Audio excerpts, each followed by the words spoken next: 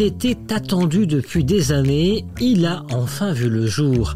Le Conseil supérieur de l'éducation, de la formation et de la recherche scientifique a pris forme.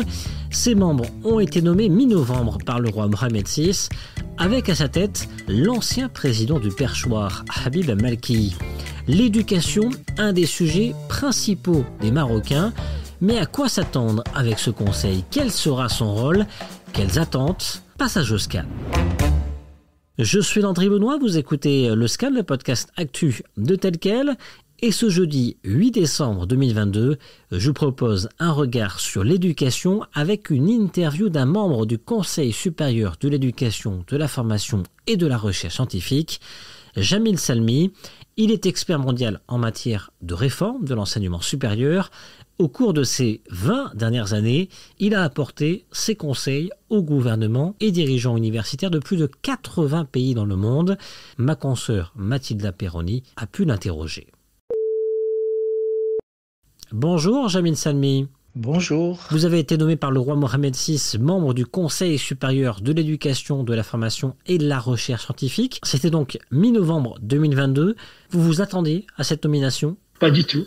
C'était une grande surprise. Je l'ai appris par la presse. Enfin, j'ai déjà des amis qui ont commencé à m'envoyer des messages de félicitations, donc je me demandais de quoi il s'agissait. Et ensuite, j'ai vu le communiqué. Je trouve que c'est un grand honneur, c'est très flatteur et je m'attendais pas du tout. En étant loin du Maroc, comment vous pouvez vous rendre utile au sein de ce conseil? Bon, de toute façon, on peut travailler. Je peux me rendre sur place pour des réunions des commissions. Et puis, depuis la pandémie, on sait qu'on peut travailler mieux à distance également. J'ai une grande expérience dans le domaine. Enfin, j'ai fait toute ma carrière dans l'éducation, y compris j'ai commencé quand j'étais encore au Maroc en tant qu'enseignant. Et puis, mon métier, c'est la planification de l'éducation. Donc, c'est ce que j'ai fait. Et puis, je me suis spécialisé au fil des années dans la thématique des réformes de l'enseignement supérieur.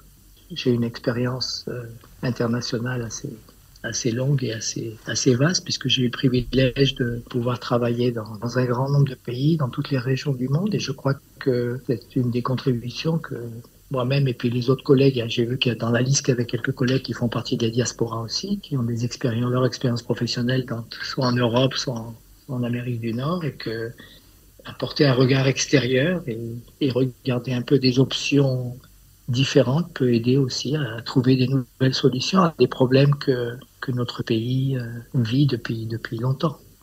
Jamil Salmi, vous avez beaucoup écrit sur l'enseignement supérieur et votre poste de coordinateur de l'enseignement supérieur à la Banque mondiale vous place au rang d'expert international.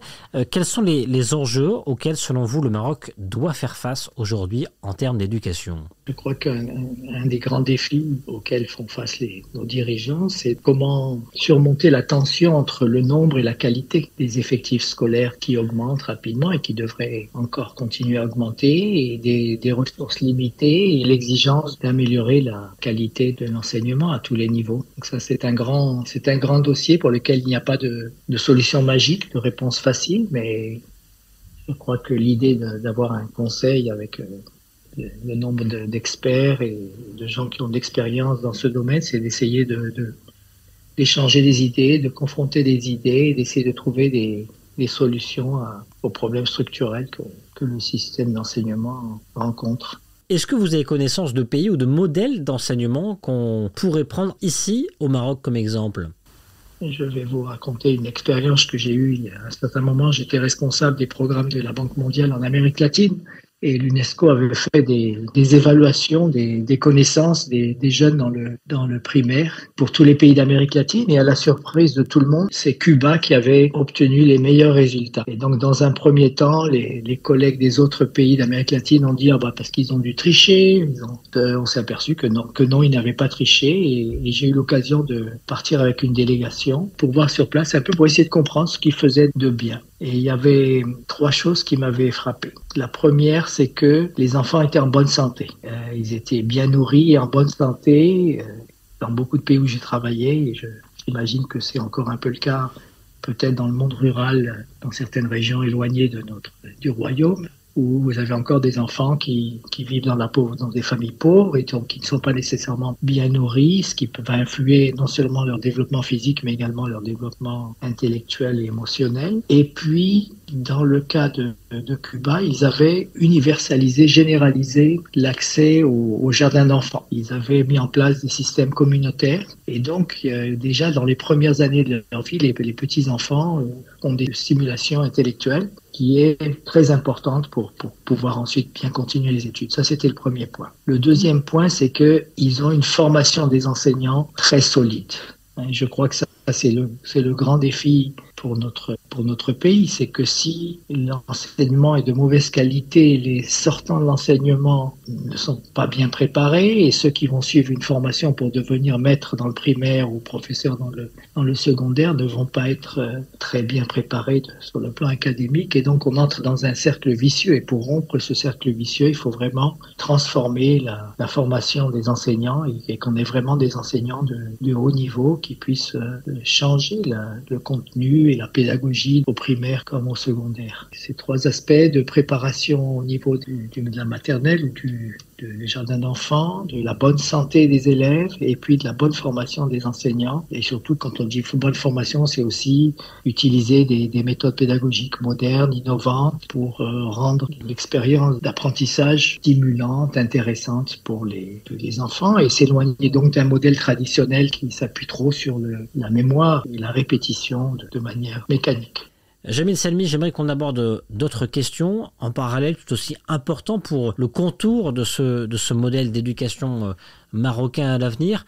Le digital, selon vous, est-ce qu'il peut être un levier de développement pour notre système éducatif et quelle place doit-il occuper ? Je fais toujours une comparaison entre le plaisir que les jeunes trouvent à jouer aux jeux vidéo ou à utiliser l'Internet ou les réseaux sociaux et parfois l'ennui qu'ils éprouvent quand ils sont dans la salle de classe, quand ils ont des devoirs à faire. Le grand défi du 21e siècle, c'est de rendre l'expérience d'enseignement et d'apprentissage aussi excitante, aussi intéressante, aussi stimulante que les expériences qu'on peut avoir quand on joue avec des jeux vidéo. Alors, la technologie n'est pas la réponse magique non plus. C'est un support qui peut permettre de rendre l'expérience éducative plus intéressante. Ça peut être utilisé pour la formation des enseignants. Une partie peut se faire à distance et puis la formation continue aussi. Un enseignant qui est dans un endroit reculé du pays, s'il a accès à l'Internet, n'est pas nécessairement isolé de ses collègues et peut avoir accès à des cours de perfectionnement, à des séminaires, etc. Donc ça, là aussi, c'est un outil, une plateforme qui peut aider à faire beaucoup plus que ce qu'on faisait auparavant simplement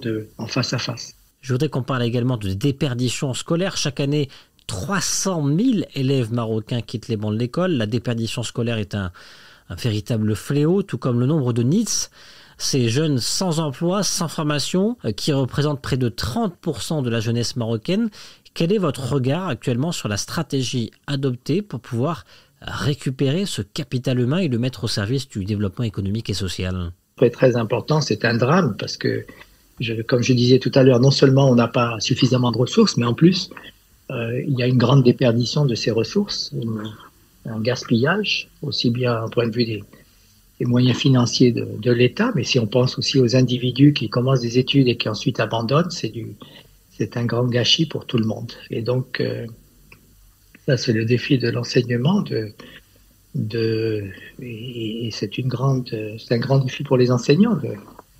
Vous savez, traditionnellement, je crois que certains enseignants pensaient que plus ils étaient sévères, meilleurs profs ils étaient. Et donc, si les élèves abandonnaient, c'était le problème des élèves. Et moi, je dis parfois, je fais la comparaison. Est-ce que si nous avions quelqu'un de notre famille qui est malade et que nous allons chez un médecin, est-ce que nous rentrions chez ce médecin s'il avait une plaque ou une affiche? Je disais, moi, je n'arrive à guérir que la moitié de mes patients. C'est un peu ce qui se passe dans l'enseignement. C'est donc, selon les branches, selon les filières, il y a parfois simplement la moitié qui termine. Donc, il faut repenser le contenu des programmes, la pédagogie et puis les méthodes d'appui, l'encadrement pour essayer de récupérer beaucoup d'entre eux qui ont un potentiel, mais qui sont peut-être pas bien préparés, pas bien motivés, qui ont des problèmes financiers,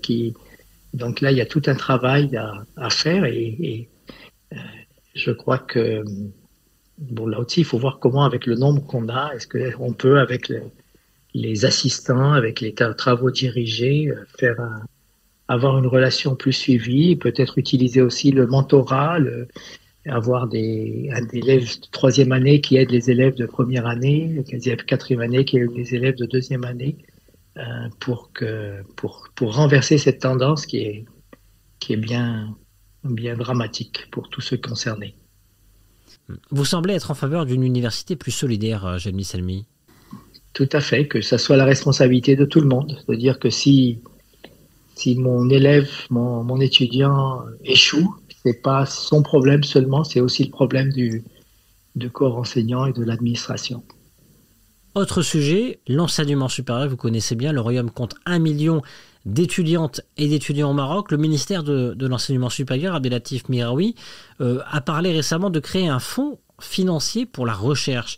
Est-ce que selon vous, il y a des aspects à renforcer pour renforcer la recherche universitaire et lesquels ? Il faut injecter de l'argent pour faire une différence. C'est la communauté universitaire, avec les leaders des universités qui connaissent leurs besoins et je crois qu'il y a une des thématiques aussi sur lesquelles il faut réfléchir, c'est les aspects d'autonomie institutionnelle, de donner aux universités plus de souplesse dans la gestion de leurs moyens, de la possibilité d'obtenir des fonds complémentaires auprès des entreprises, auprès des philanthropes, en faisant de la formation continue et de pouvoir gérer ces ressources pour mettre en exécution leur plan stratégique, parce que souvent les universités ont de très bonnes idées, de très bons plans, mais pas nécessairement les ressources suffisantes pour les mettre en pratique.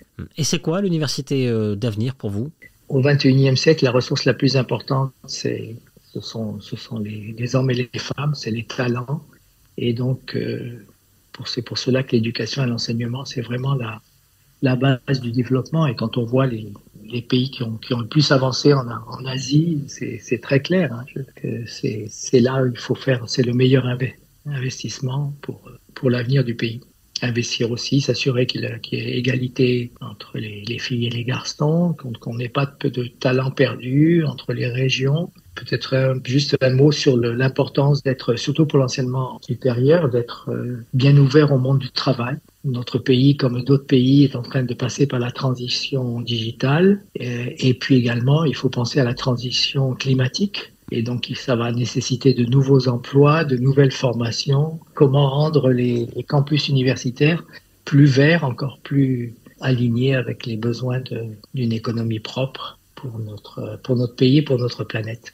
Merci, Jamil Selmi, membre du Conseil supérieur de l'éducation, de la formation et de la recherche scientifique. Je vous en prie, merci de m'avoir contacté. Et vous, êtes-vous convaincu par le rôle de ce Conseil supérieur de l'éducation, de la formation et de la recherche scientifique ? Faites-le nous savoir en partageant cet épisode du Scan sur vos réseaux sociaux avec le hashtag tel quel et le hashtag le Scan. Le Scan, le podcast d'actualité, c'est fini pour aujourd'hui. Réalisation Adam Al-Arshawi. Et n'hésitez pas à vous abonner sur le site telquel.ma et à nous retrouver chaque jour du lundi au vendredi sur toutes les applications de plateformes de podcast et de streaming.